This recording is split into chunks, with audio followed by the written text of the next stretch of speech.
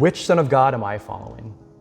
Am I idolizing what I want Jesus to be, or am I following Jesus because of who he truly shows us he is?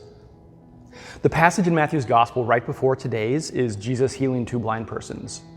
They ask him, "Lord, let our eyes be open." And moved with pity, Jesus touched their eyes, and immediately they received their sight and followed him. This means that today's passages can help open our eyes and let us see Jesus on his own terms instead of on ours. So it's the week of Passover, when everyone is excited about the Exodus story of God freeing the chosen people from a foreign empire. And in Jerusalem, national and religious pride are in overdrive. The people want freedom from the Roman Empire. And here comes Jesus, entering the city like a conquering Roman emperor when he returns to his seat of power. But instead of a war horse, Jesus is on a colt. This harkens back to Zechariah, who prophesied that this is how God's chosen king would enter Jerusalem before restoring David's kingdom. Matthew is demonstrating that the crowd cheering for Jesus wants Jesus to be this king, and they want him to overthrow the Romans. They still haven't learned that they can't have it both ways, and neither have we. Which Son of God am I following? On the night of the Passover, when folks probably expected Jesus to lead an uprising, it doesn't happen. Jesus is the Son of God and the King of the Jews, but he does not choose violence or war, and the people are angry. They want a revolt.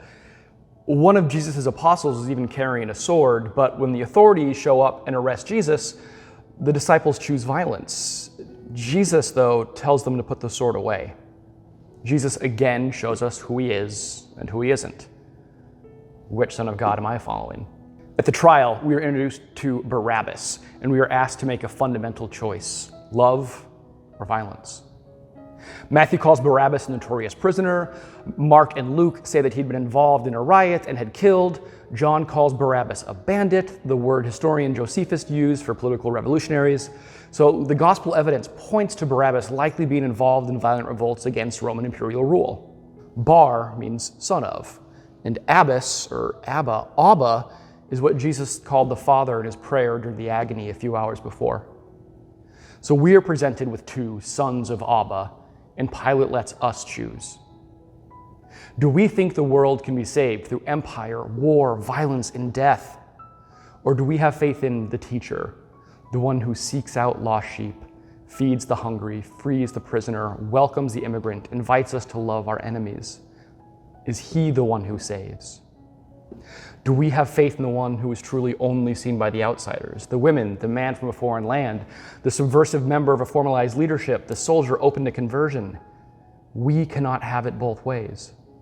Do we betray, deny, and reject Jesus because we like our own violent imperialism instead? Or do we see Jesus like the centurion at the crucifixion? Truly, this man was the Son of God. Which Son of God am I following?